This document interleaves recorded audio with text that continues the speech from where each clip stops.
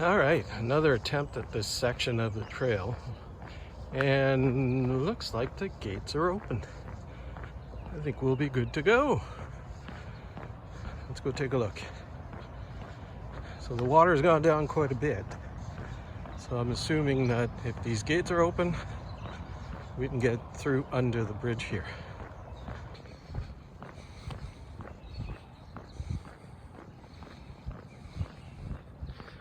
Yes, we're clear. Let's keep going. So I'm assuming that this is clear.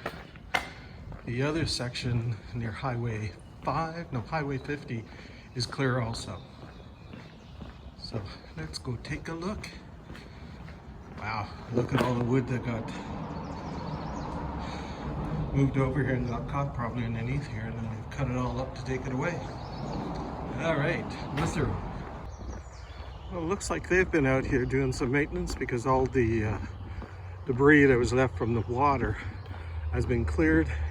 They seem to have cut the grass on either side of the trail, so it's looking good. Obviously they can get through. This is where I had to stop last time, so I'm assuming everything is good.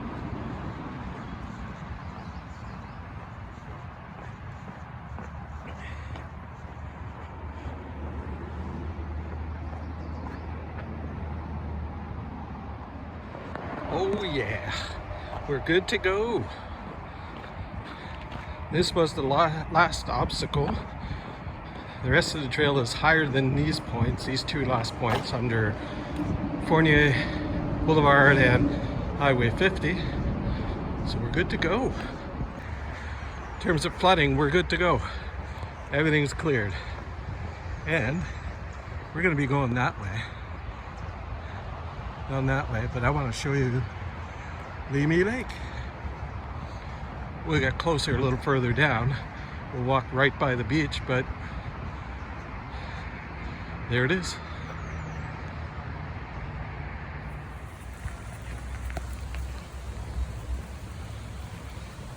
And now just to add another level of complexity to this challenge, I've got rain. Now at the other end of the lake where the beach is, either the water stops me completely with the floods or gets me completely wet. Anyway, here's the beach. Obviously nobody here today. Now at the eastern end of Limy Lake, and once I'm on top here I'll show you the lake itself. And so now you can see the tall building there is the Hilton, and next to it you see the top of the Hull Casino. Now we're going to continue over the other side of the bridge and then turn right and up towards Gatineau Park.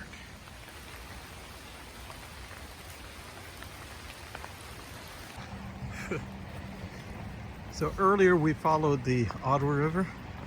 Now this is the Gatineau River, and we're going to be following this going north for a little bit.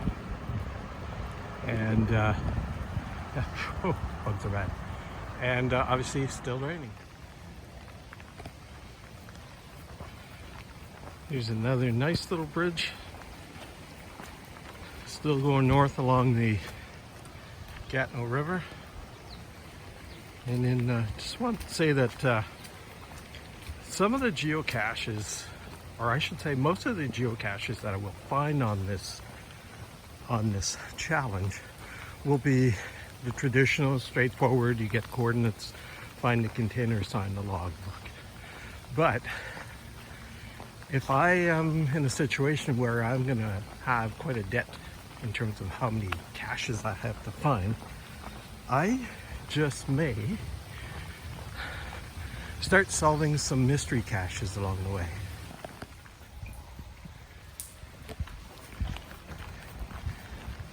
And we're now getting to the section of the trail where I linked it from my house. I came from over here, that's the black bridge over there. We're going to continue this way and another 5 or 6 kilometers to Gatineau Park.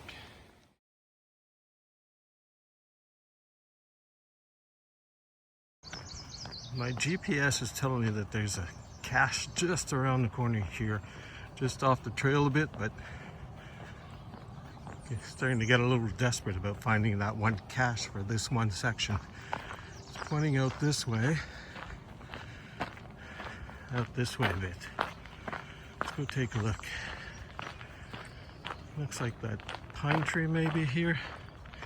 Let's go in there.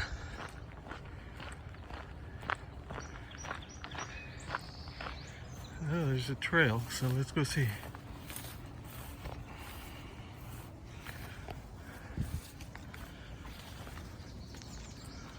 Okay, this should be it somewhere around here. Oh, just scared some bird away. Oh, wait a minute, right here there's, oh, let's get over here. There's a tie wrap. Could it have been fastened to here? Is it on the ground somewhere? Nope. That bag might have belonged to it. Oh, there it is. Darn it. I thought I'd finally get my cache for today, but nope. So I have a feeling it got stolen, broken. I've been thinking about this challenge of mine. In some section of the trail, it might be difficult to find your cache or your first cache, but other sections have lots of geocaches on it or hidden near it. And I'm thinking that as an additional component to this challenge, I thought I'd introduce the most caches found in one day. So most in a day. And in these sections where there are lots of caches, the idea would be to find the first one, but then try to beat the current record of most caches in a day. And I think that'll just keep it more interesting, more challenging. So we are approaching my last chance to find a cache before the end of this section. I can almost see the end of it, and there's a cache less than 100 meters off to my right here. So I'm gonna go off into here and see if I can find it. Actually, there's a little, yeah, if I turn this around,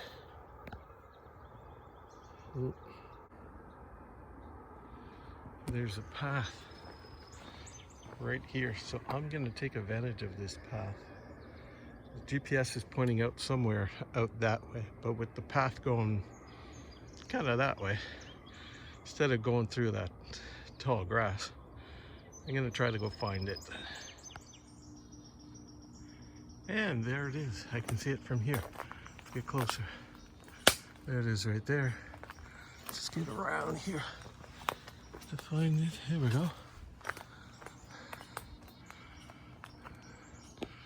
Get it down, find the log, and put it back. And there's my signature.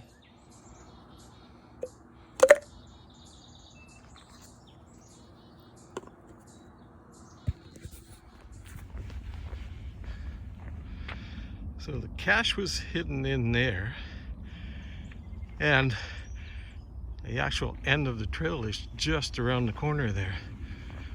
Those hills up above or further out, that's the start of Gatineau Park, and that'll be the next section. So that's cutting it close, too close to find that cache, but that's okay. That's the challenge. Hopefully in the Gatineau Park it'll be a little easier, but I doubt it because the rules are quite different about hiding geocaches in there. But it's 42 kilometers through the park. And this will be the start of the next section on the Trans-Canada Trail, the next section of my Geo Hike challenge.